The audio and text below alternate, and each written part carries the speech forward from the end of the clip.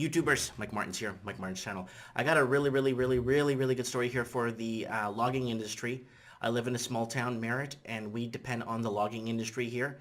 High-paying jobs, skilled trades. A lot of the people here in town depend on the mill, and the mill is what thrives and keeps small towns alive. And really good article I found on Facebook that someone posted, so I stole it, and I'm going to read it to you guys.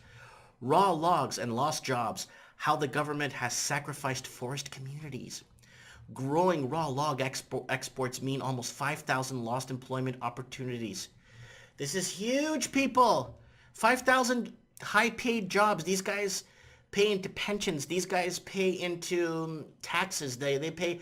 These are private sector jobs, and you know this lost tax and revenue for the government is it's huge.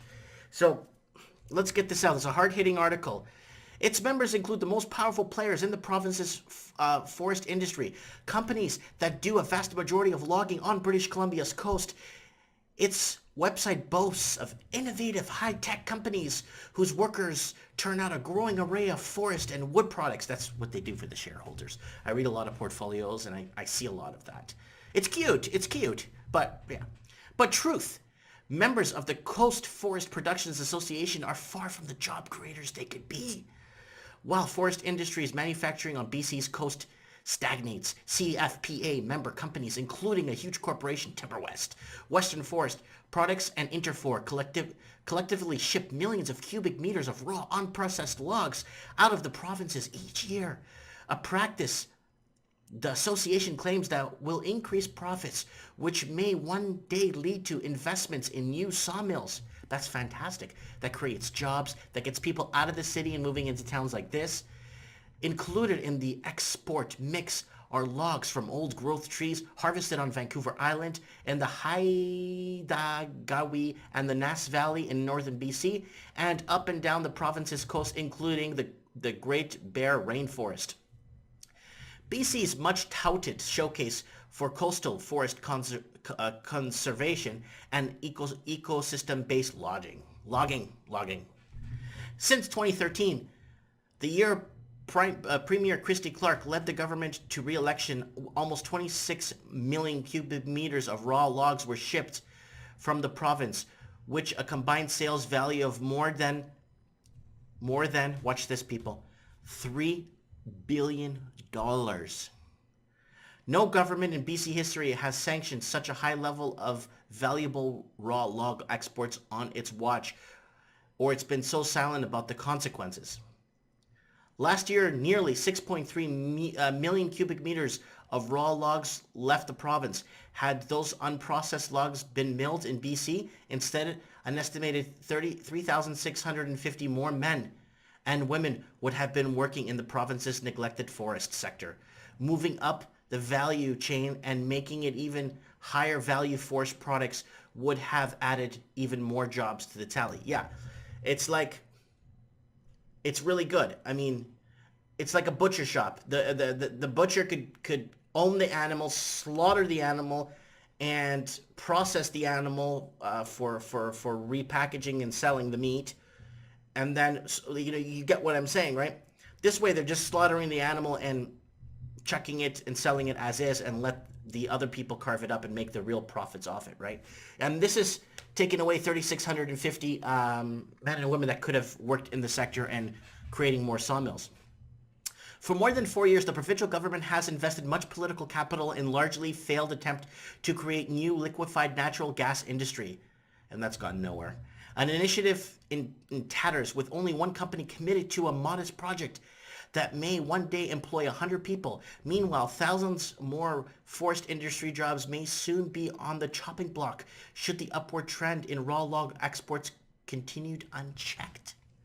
Ironically, the location of the promised LNG plant and Howe Sound is near Squamish, on the land once occupied by the wood fiber pulp mill, which closed in 2006. Such an LNG plant would be replacement for its forest industry that, if properly regulated, could generate thousands more high-paying jobs in rural communities at a fraction of the investment costs associated with the LNG plants and infrastructure.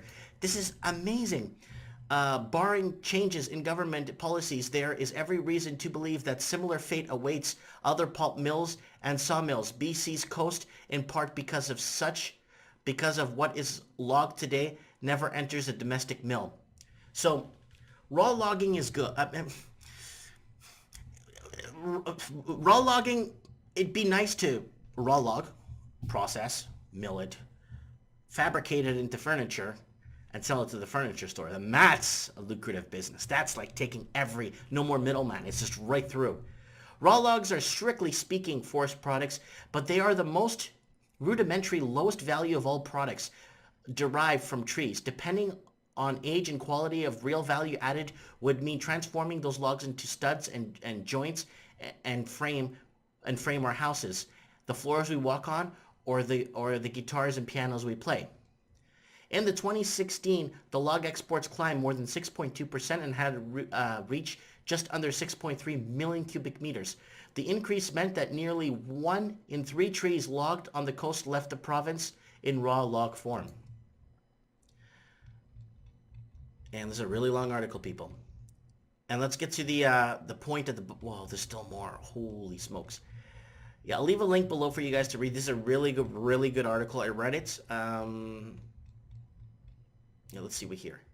Historically, most raw log exports came from private lands, but no longer. In the last 5 years, approximately 60% of log export originated from lands under direct provincial government control. The remaining 40% came from primarily privately owned lands, largely in southern Vancouver Islands. Rules dating back to BC's entry into the Confederation have subjected those raw logs exports to federal regulations. 2 companies dominate the log export business, those federally regulated lands, Timber West and Island Timberlands. The distributing reality is that these companies are now moving aggressively to dominate exports on provincial lands as well.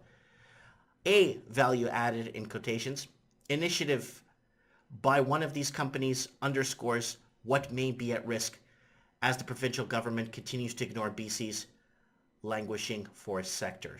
So yeah, I mean, little to no investment, loss, that's what they said, could get the forest industry booming, could get a lot of jobs, a lot of private sector jobs, right? And that is fantastic, especially for the government, especially for the revenues for the province, revenues for the small towns they live in, revenues for building roads and creating other jobs, right? So it's like a domino effect, right? Let me know what you guys think about this. Are we using the full potential of our logging, of our logs or our raw logs? Do you think we're being lazy, not taking it 2-3 steps forward? You know what I'm saying? Comment below, weigh in on this. This is pretty big because there's a lot of jobs. And there could be a lot of more jobs in the future because people are always going to need wood. Mind you, anything you buy at Walmart is now no longer made of wood anymore. There's nothing made of wood in there. There's furniture there, but it's particle evaporated board with shredded Japanese newspaper and rotten apple cores. So I'm not bashing I'm just telling you, it's not made it's not real wood like it used to be when we were kids. Anyways, comment below, let me know what you guys think, and I like you guys to weigh in on this.